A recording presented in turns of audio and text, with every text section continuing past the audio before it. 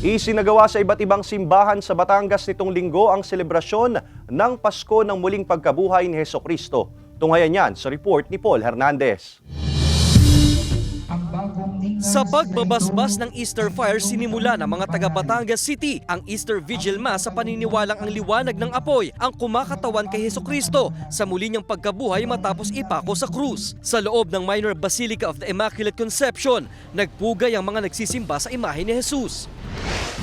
May Easter Vigil din sa Taal Basilica sa Taal, Batangas. May handog pang sayaw ng pagbati sa resureksyon ni Hesukristo.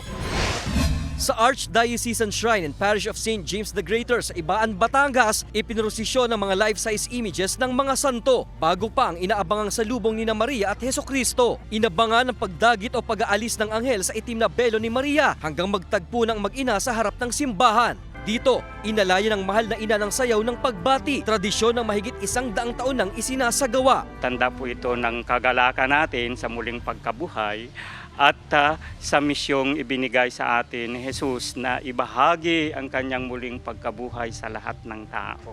Puno ang simbahan ng mga mananampalataya, sentro ng sermon ng bili ng pagbabagong buhay sa pag-iisip man, pagsasalita o gawa. Gumising na po tayo na iwan natin ang mga nagpapasama sa ating pamumuhay bilang mga tapat na Kristiyano. Naghahanap si Jesus hanggang ngayon, hindi ng mga Easter egg, ngunit tayo ay kanyang pilit na tinatagpo.